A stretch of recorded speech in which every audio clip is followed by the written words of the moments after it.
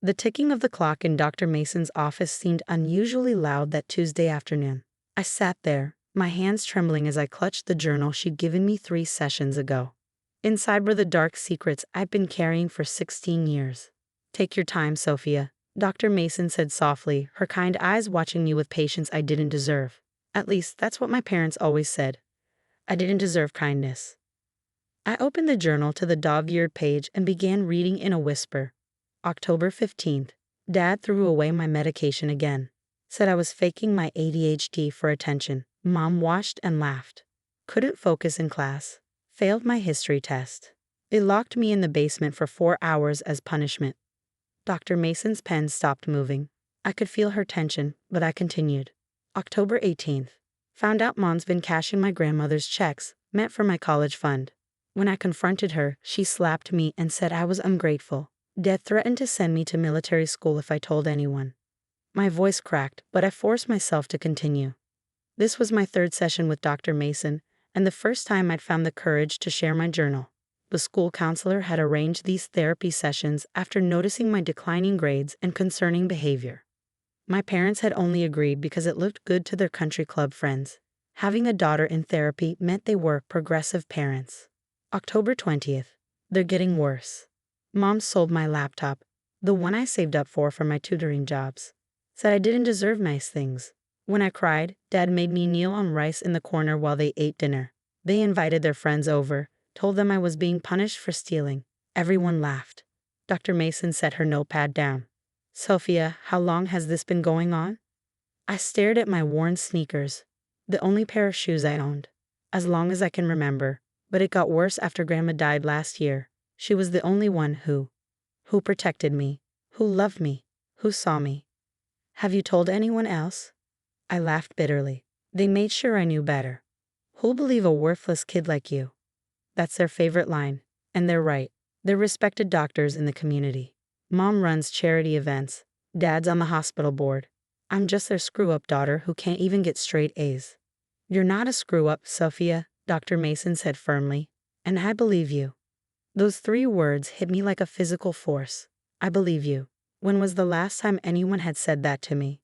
Yesterday, I continued, my voice stronger now. I found out they've been forging my signature on documents. They're selling the house Grandma left me in her will. They said if I told anyone, they'd tell everyone about my mental problems and have me committed.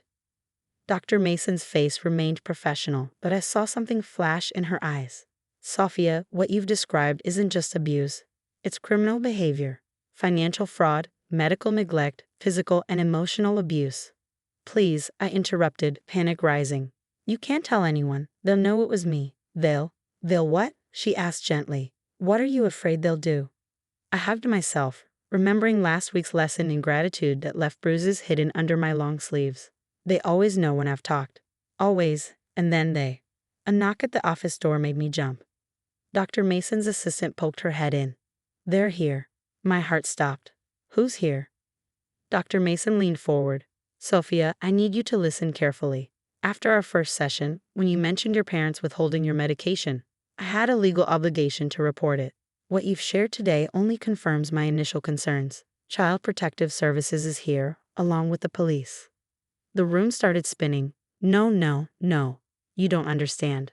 They'll say I'm lying. They always do. Nobody ever believes. "I believe you," Dr. Mason repeated firmly. "And this time, we have evidence. Your journal. Your medical records showing inconsistent medication access. The financial documents you mentioned. The bruises I know you're hiding under those sleeves." I clutched my arms protectively. "How did you?" "I've been doing this for 15 years, Sophia. I know the signs. And I've spent the last 2 weeks building a case to protect you. Your parents won't be able to hurt you anymore." As if on cue, I heard familiar voices in the waiting room. My parents, their fake sweet social voices carrying through the door. "We're here to pick up our daughter. Dr. Mason should be expecting us." But for the first time in my life, their voices didn't paralyze me with fear. Because this time, I wasn't alone. This time, someone had believed me before I'd even found the courage to tell the whole truth. Dr. Mason stood up, her posture protective. "Are you ready?" I looked at my journal, thinking of Grandma, thinking of all the nights I cried silently in my room, thinking of the little girl I used to be who deserved so much better. Yes, I whispered, standing up. I'm ready. Little did my parents know, their reign of terror was about to end. And this time, someone had already believed me. The next hour unfolded like a scene from someone else's life. I watched through Dr. Mason's office window as two police officers approached my parents in the waiting room. Mom's perfectly composed face crumpled when they started reading her rights.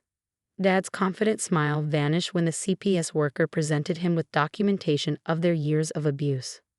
This is ridiculous. Mom's voice reached through the walls.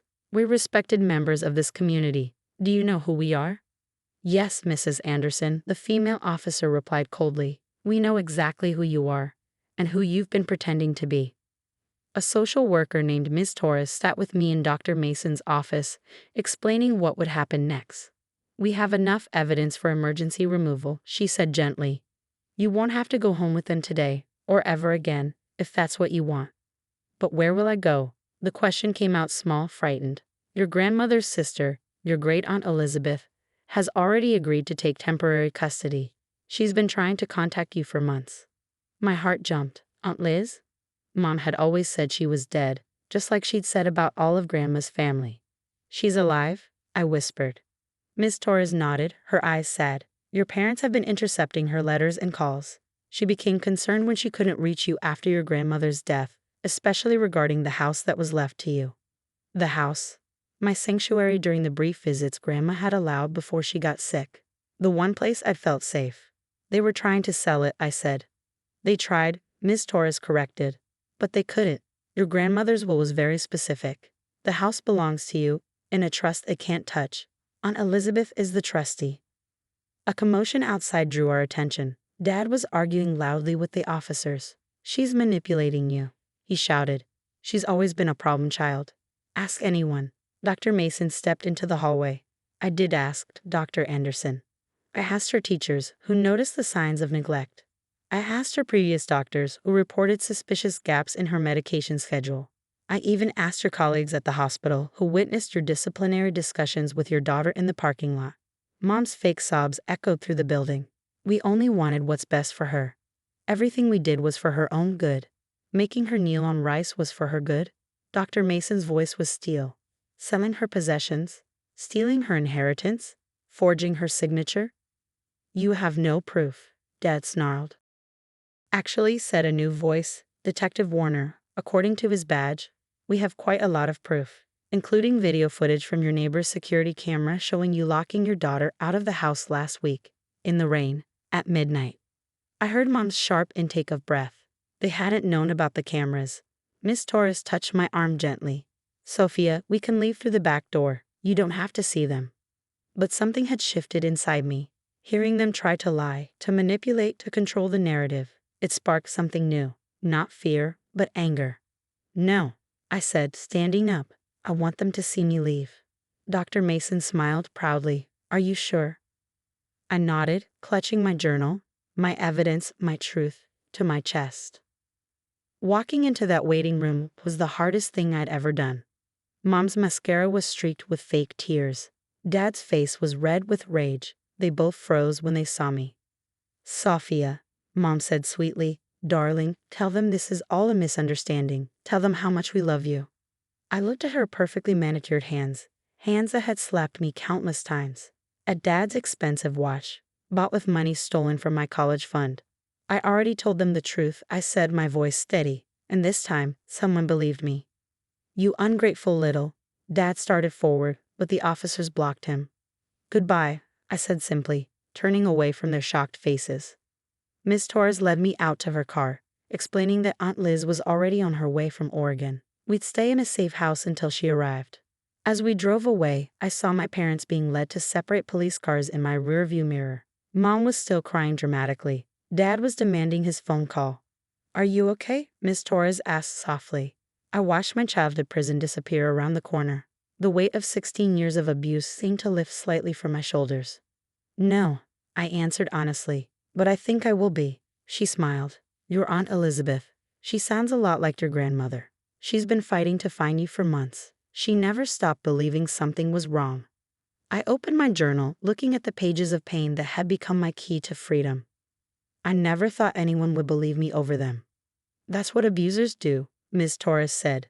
They isolate you, make you doubt yourself. But they're not in control anymore. You are. As we drove toward my new future, I felt something unfamiliar bloom in my chest. It took me a moment to recognize it. Hope. 1 year later, I stood in Grandma's garden, my garden now, watching the sunset paint the Oregon sky in shades of pink and gold. The roses she planted were blooming, their scent mixing with the salty ocean breeze that drifted up from the coast.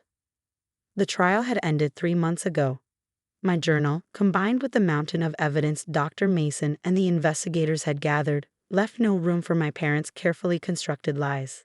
They'd been sentenced to 8 years each, not just for the abuse, but for the financial fraud and medical negligence. Tea's ready, sweetheart. Aunt Liz called from the porch. She was so different from Mom. Soft where Mom was sharp, warm where Mom was cold. She wore comfortable gardening clothes instead of designer suits, and her laugh was real, not practiced for an audience. I joined her on the porch swing, accepting a mug of chamomile tea. My therapist, a new one, chosen by me this time, said small comforts were important for healing. A year ago, I wouldn't have believed I deserved even this simple pleasure. Letter came from the foundation today, Aunt Liz said, trying to sound casual. We both knew what that meant. The Foundation for Youth Advocacy had reached out 6 months ago, asking me to share my story. At first, I'd refused, still struggling with shame and fear. But then I received a letter from another teenager who'd been saved because a teacher recognized the signs of abuse I described in my testimony. I'll do it, I said, surprising myself. I'll speak at their conference. Aunt Liz squeezed my hand. Your grandmother would be so proud of you. I got another letter from Mom yesterday, I added quietly. And? I didn't open it. Dr. Patterson says I don't have to read them if I'm not ready. I took a sip of tea. Maybe I'll never be ready, and that's okay. Yes, it is, Aunt Liz agreed. You get to set the boundaries now. My phone buzzed. A text from Dr. Mason, who still checked in regularly. Thinking of you. Conference materials arrived. When you're ready to tell your story, I'll be there to support you. Proud of how far you've come.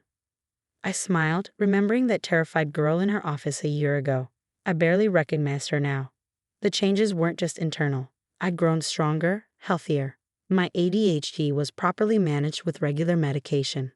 My grades had improved enough to earn a scholarship to the state university, where I planned to study psychology next fall. Ms. Torres called, Aunt Liz said. The support group you suggested? They're starting it next month. They want you to help design the program. The support group had been my idea, a safe space for teenagers with respectable parents like mine, whose abuse was hidden behind social status and community standing, a place where they would be believed. Did I tell you Jennifer finally left her parents' house? I said, referring to a girl I'd met through the preliminary support group meetings. She showed her teacher the bruises, said if I could speak up, so could she. Aunt Liz wiped away a tear. You're changing lives, Sophia. They saved mine first, I replied, thinking of Dr. Mason, Ms. Torres, and all the others who had believed me when it mattered most. The sun had almost set now, turning the garden into a soft twilight sanctuary. In the distance, I could hear the ocean, constant, powerful, free, like I was becoming. My phone buzzed again. This time it was a text from Jennifer. Did it. Finally told the whole truth. Police believed me. I'm safe now. Thank you for showing me it was possible. I showed the message to Aunt Liz, who pulled me into a gentle hug, the kind that asked for nothing in return. You know what your grandmother used to say, she murmured. Truth is like those roses out there. Sometimes it has thorns, sometimes it seems too delicate to survive, but given the right care and courage to bloom, it becomes something beautiful. I looked out at the garden, at the house that had become my true home, at the life I was building from the ashes of the one my parents had tried to destroy. Next week, I said, when I speak at the conference, I'm going to tell them that the most powerful words in the world are I believe you, because sometimes that's all someone needs to hear to find their strength. Aunt Liz smiled, handed me a cookie, the kind I'd never been allowed before, and together we watched the stars appear in the darkening sky. Each one seemed to whisper what I now knew to be true. I was believed, I was safe, I was free. And somewhere another child was gathering the courage to speak their truth. When they did, I would be there to say those magic words. I believe you.